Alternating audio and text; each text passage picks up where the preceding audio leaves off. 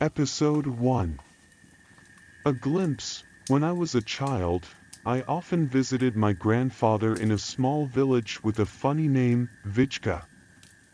I still remember that time fondly. I remember my grandfather, a short, thin, dull-skinned man, wearing the same old trench coat, which he wore even in summer. In its deep pockets there were fishing hooks, ropes, pins, buttons, coins, a bag of salt, 3 pairs of glasses.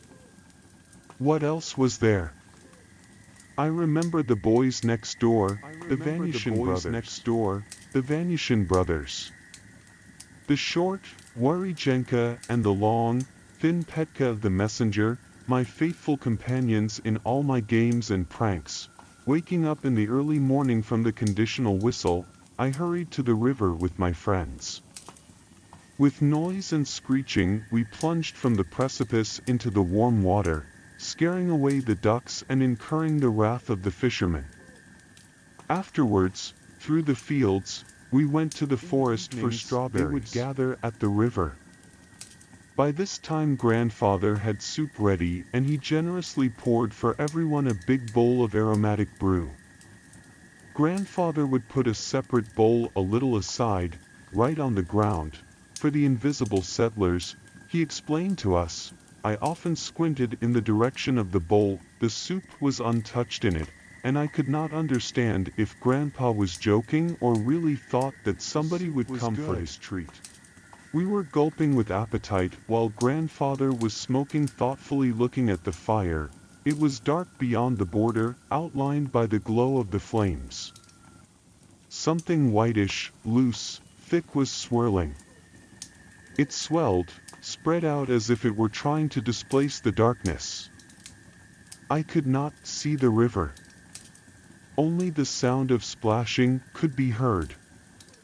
And from time to time a night bird sounded dull and long, heavy with satiety. The boys huddled close to the fire, but did not go away, waiting for the grandfather to tell again about terrible things.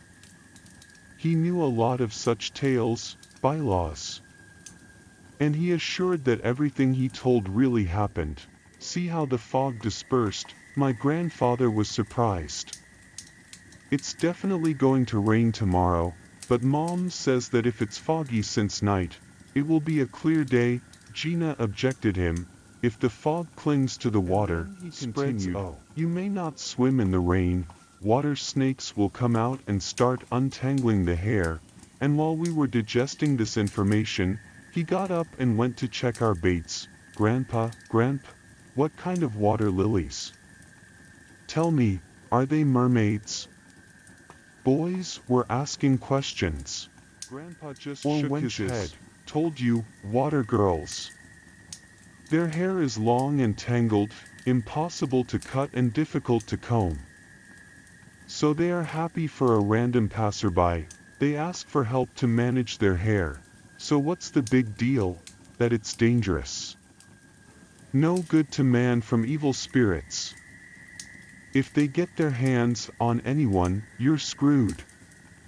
It's a lucky few who manage to escape, and they get blissful afterwards. I once had a friend, Mitrich, we fished together. Tell me, come on, nothing. There was a friend, but he drifted away. Now he lives in his own world, where people have no access. With his body here and his mind there. He makes friends with the invisible ones. After these words, I recollected the food which had been left aside and I turned round and shuddered. The bowl was empty. Grandfather noticed and grinned. Eaten. Fish soup, everyone likes it. Who ate it? Them. The settlers, where are they? Why didn't we see them? Can they see us? Yes, they do. They can see us. They can make a fool of us and scare us. That's why I always share with them, give them a treat. It's not an enviable lot for them. I get chills and shivers creep up my spine like prickly needles. I don't know whether it's the chill of the night or the fear, The settled people seem to me like stalwarts, from a picture in a book of Russian fairy tales. They surround us on all sides, afraid to cross the line outlined by the light from the fire. And watching, the boys fell silent, sat down closer. Don't be afraid, they are kind these days, grinned their grandfather. They've taken a treat, so they won't make a fool of themselves. Mist came almost to the very fire, sighed, crackled, rustled. Only the heat of the flame did not let it finally reach us, confuse us in quicksand. There was a distinct plop, plop, plop. It sounded like someone was beating the water with his hands. The sound gradually came closer, became clearer, Vodanikai. We shouted, "Don't be afraid." The grandfather waved his hands. "Sit quietly. Nobody will come to the fire. Any kind of beast is afraid of fire. And it's not water snakes, it's fish. Grandpa, you didn't tell me about waterfowl. And about your friend. He was a good man, but he was foolishly killed." The grandfather stirs up the fire and then slowly continues, "In summer, in the evening my friend was going to the river to fish. It was raining through the sun, just the way waterfowl like it.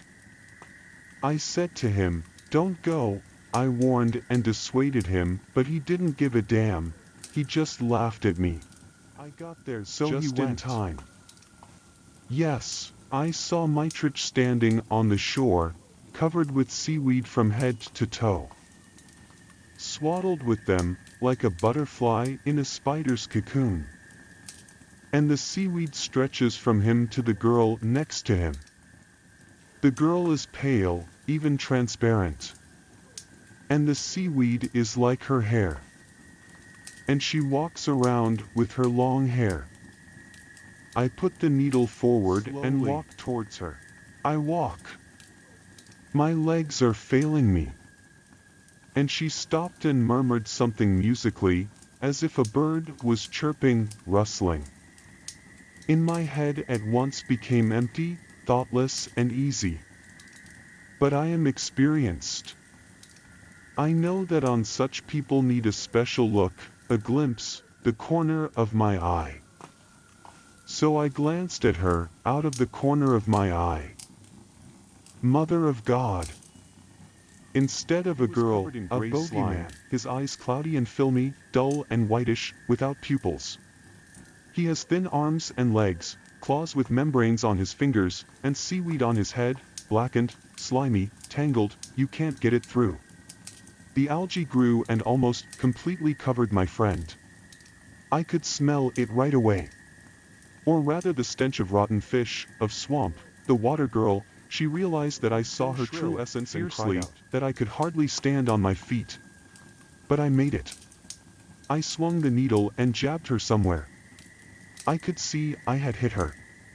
She stiffened, she recoiled, and pulled my friend down behind her. "Thank you, I had a knife." I began to shred the seaweed, and she was crying so pitifully, tearfully. But she could do nothing against the needle and knife. She writhing on the shore as a huge tangled ball and fell silent. He was already starting to turn blue. Then I gave him artificial respiration. I rescued him as best I could. He came out of it, but his mind was going crazy. That's the way it was. My grandfather looked at us and repeated, "Such a thing. I can't believe it myself. But it happened. It happened. I swear it." Nobody minded, we sat quietly, impressed with grandfather's story. Only Gina asked, why didn't Mitrich run away? Let himself be confused, she had him fooled. If, God forbid, you meet someone strange and unusual, such a girl near water or someone else, do not look into their eyes, understand? Look in the ground and go away from there as fast as you can. If they don't catch your gaze, you're lucky and that's your salvation. A man is petrified under the gaze of the water woman. He stands there unable to move. that's when it begins to enmesh him. Like a spider. Remember, That's a how it needle is. Or a pin can save you.